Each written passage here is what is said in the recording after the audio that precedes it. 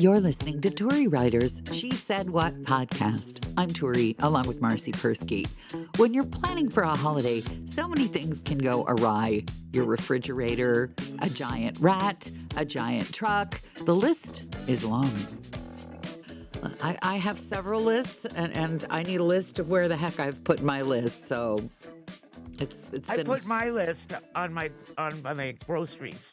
It's at the top of my groceries is my list of everything to talk about. That's not groceries. I won't talk to you about turkey, matzah, gefilte fish, sweets, fruit salad, ingredients, coffee creamer, and lunches. Yeah, good. Because, lunches. You could talk about lunches. Did I ever tell you about my hard-ass mommy routine for lunches? No. Oh, well, the spousal unit loved taking time and potchkeying, which is a technical term for poking about with the kids' lunches when they were in regular school, middle school. He enjoyed that, and I did not. So I'd make, a sandwich, a cheese sandwich, peanut butter and jelly sandwich, some kind of sandwich, and throw in some nuts, granola bar, piece of fruit, off they go. And they complained. They were such little snobs. The little one said, and when I tried to do something nicer, the little one would say, I don't like cold frittata. And I wanted to say, but you can't say to your little kids, why don't you take the cold frittata and jam it up your nose? But what I did say was, your father takes pleasure in making school lunches. I make school lunches so that you won't starve. Whoever told you life was fair? I have other attributes. I don't make sandwiches. And I think I did make sandwiches because I had no money back then. But they were like butter sandwiches. Those are even worse than what I made. Those are poor mom sandwiches. Peanut butter. You could do peanut butter and jam. I'm sure you did. Yeah. Well, I think I told you I've never eaten a peanut butter and jelly sandwich, didn't I? I don't think in my life did tell me that. I can eat peanut butter without jelly, and I can eat jelly without peanut butter, but putting them together just sounds nasty to me. You have a very peculiar, I know. Oh, I know. We elevate the school lunches in California. So your peanut butter and jelly isn't from some gourmet bakery or bread that you made yourself with your own two hands from grain that you ground yourself with your own. It's nutty in California. That's the place where we took our kid for some fancy California pizza place, and he complained that the nettles were too dry. And we knew we'd screwed up. We're bad parents. A little dry. Little dry. Nettles. The nettles were a little dry. I spent all day yesterday. Speaking of lunches, and Passover's coming up. Seder, and no bread, nothing leavened, and spent 5 hours in Flagstaff. Didn't find a box of matzah. No. Yeah, not even one, which is so weird because I don't expect to find them up where I am. Okay. Right. Even the one time you found a kosher turkey up there, though. Yes, by accident. A lost turkey. Yeah, that's crazy. So, it feels like 3 days in grocery stores looking for everything that I need that I don't have. So I get to do it again tomorrow. But in the meantime, I'm glad I didn't buy all this stuff. Because we're getting a new refrigerator. Oh, dear. And the less that has to be transferred, the better.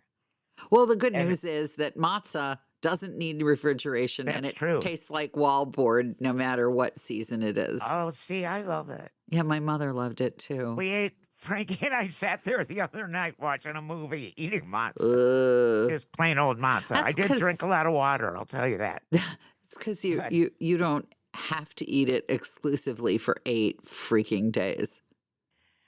No. If you had to eat it for 8 freaking days, the first couple of days are like, this stuff's not too bad. I can enjoy it. The first, and in fact, you're not allowed to eat it for a couple days before the Seder so that you have an appetite for it. So they know that it sucks, right? They know that if you've been eating it all along, you're going to be like, no. But if you haven't been eating it all along, you can trick yourself. Oh my God. And my mother had a preference for which brand of matzah, which was completely lunatic because it only has essentially one ingredient. That's Right. it. Flour and water. I And take what that's I it. can find, and I found one box of, I think it was Yehuda, Yep. or however you pronounce that. Yep. But yeah, so we bought a new fridge from the scratch and dent store. You would love this. I love the 'Cause I scratch thought and of you dent the whole store. time I was looking Good. at him. I'm like, Turi would be so proud because here we are at the scratch and dent warehouse looking for a new fridge. That's the way. Well, they're expensive now. And Yes. my husband, who's oblivious, the fridge we got for free. He's a carpenter, and someone was remodeling their kitchen, and everything had to match. And there was nothing wrong with this fridge; it just didn't match, Yeah. which I don't understand. Oh, well. With my white stove and my black fridge, and my, and I have a stainless steel microwave, nothing matches. Right. Why we need it? Wait. How did it Because the one die? we I have, want to know. Usually they die yeah, in a really dramatic way with perfect it's timing. it's not dead. It just doesn't close 9 out of 10 times. He's not dead, he's resting. Refrigerators in our house like to die dramatic, almost operatic deaths. Like it will be the night before we are having a garden party for the spousal unit's entire softball team. And that's the night that the refrigerator and freezer decide to just pee all over the kitchen floor. And you end No, up. this one is just you get up in the morning and go, oh no, the freezer door's been open all night. So that it's been a duct tape event where you have to just sort of duct tape it closed every night to tuck it in, kiss it on the little handle and go, now don't open while mommy's asleep. More like kick it Oh, to make sure it's closed. that would make me feel good. I'd like to kick a few appliances But around here. I could have a job doing that, the appliance kicker. they cost so much, man. Yeah. So yes, we went to the scratch and dent store and found one that's really nice. That was like a quarter of what it was really cost. Yep. Except that it's got like a great big old smashed dent in the front of it. I'm like, I don't nice. care. Yeah, covered up with like magnets and Well, postcards. I hope the magnets will stick. Oh, It's one of those, fancy looking stainless things yeah, that those I've can be never had. difficult. But I have ideas to paint it. I can Oh. make the dent look like something. Have the artist child do something creative with it. That's true. Speaking of the artist child, Yes. she has a new dog. Yeah, I saw a puppy. Yeah, Just what she needs. The kid is finally like out of your hair and now there's a puppy. yep. She has this little black dog who was 10 weeks old a week ago. So I guess that would make her 11 weeks I old. guess that would be, yeah, That's a counting. long way to get there, Counting. but It's yes. a good thing to count sometimes. Yes. So the dog started showing some symptoms Oh boy. like 3 days after she was at our house. And so we took her to the vet and they did blood tests.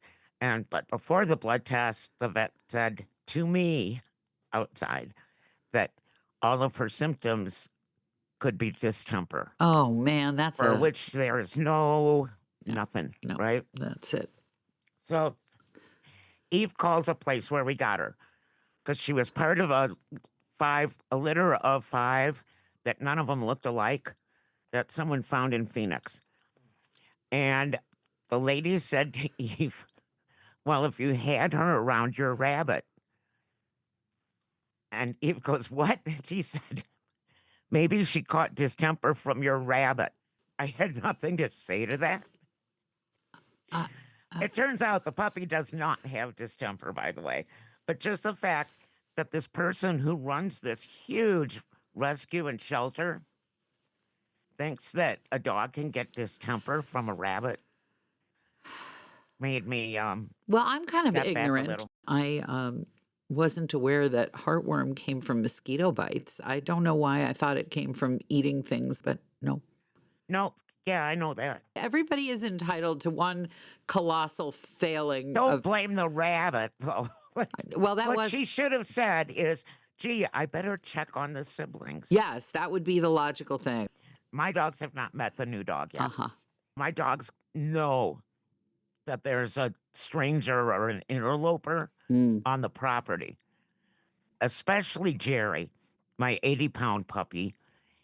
He saw a glimpse of Eve carrying something, and I had all my windows open because Oh, it's no. warm up Right here. through the and screen? right through the screen and over the Oh, fence. okay. Yeah. And I mean, the screen is just like mangled. He's still, okay, he didn't You're run going to be away. saying he's still a puppy did when he's not- 15 years well, old. he is- That's what you're going to be Well, saying. he's still a puppy, though. I'm moving on from the puppy But stuff. I he can't didn't take run it. away, so that's good. That is good. Well, debatable. Depends. And then Depends. last thing, look at your phone. Depends how cynical you are. Yes. Another big household innovation, renovation, it's the bathroom. And you've already sent me that shower curtain with all the mushroom ladies with their butts hanging out. That's the one. I sent you a picture of the new toilet seat to match. Oh, my Lord. And it was handmade by some guy. Okay, let's describe, because this toilet seat is painted with fine art. mermaids, a seahorse, and sea creatures, and there is a border of blue and white polka dots. And somebody, you're No, telling they're me, diamonds. oh, They're fake diamonds. so you sit on a fake diamond encrusted. Let me just ask you. Did this guy like go to art school, and this is what he has done with his art school training, is mermaids, seahorses, and faux diamond encrusted toilet seats? I love it. This is his livelihood. It's fantastic. I love it. It's fantastic. You better hope you never sit down there without several layers of clothing, though, because a faux you diamond. That's the top. It's just a normal toilet seat underneath. That's the top Yeah, of but the toilet. don't you ever sit on the seat of your toilet for any reason, like to, I don't know. No. So what you're telling me is this faux diamond encrusted mermaids riding a seahorse, various sea creatures and fish. It's a renovation of my boring bathroom. It's just something that's not boring anymore. Okay. All right, then. I just still feel sorry for the artist whose parents struggled to send him or her to art school so that he could end up making a business out of painted toilet seats. He's making a living. No shame in that. No shame in that. No shame really, in that. he's not in the parents' basement, playing video games. So That's true. That's very true. whoever makes money. That's true. And if my child made a living painting toilet seats, I might not want to disclose that in the normal parent conversation of how is so and so doing, but it would still be better than having to say, "Oh, he's living in my basement." That's Exactly. That's Smoking weed. in my basement. And the last thing, I was sitting on my deck, just hanging out like people do up here. And I look over and I see like a big animal jump up on the top of our water truck, which we call the water boy. This giant rat jumps up on the engine and just like sits there. But this giant rat, it was the biggest rat I've ever seen. It was bigger than the rat that you and I saw in Chicago. That's big. And I started dancing around because I didn't know what else to do. And then I call Eve and say, "Hey, Eve, there's a giant rat on the water boy." So she comes out and starts throwing rocks at it. And so the giant rat went inside, just like ducked inside of the engine, like into the wiring parts. And then I told Frankie, and I heard him go out and start it. It's very, very, very loud truck. Oh no. I'm afraid to ask him what happened to the giant rat, if it like disappeared, because I'm really worried that it'll come over to the house. But I do have cats. I think the giant rat is probably bigger than your smallest cat. Yeah. Well, I guess that one is to be continued. But if as you are hauling water next time, you faintly smell roasted, barbecued something or other. Yeah. You'll know. Well, I thought it was a squirrel, but then my brain clicked into we don't have any squirrels up here. You can take the girl out of the Midwest, but you can't take you. First thought is squirrel. Second thought, giant rat. Yeah. Thank you for listening to the podcast. It's clear you like listening to things, so you might enjoy the audio version of my book, She Said What? A Life on the Air. I read the entire darn thing myself. You can download it from Audible. It's not free like the podcast, though, so if you're thrifty, like me, you may still want your public library to order the printed version.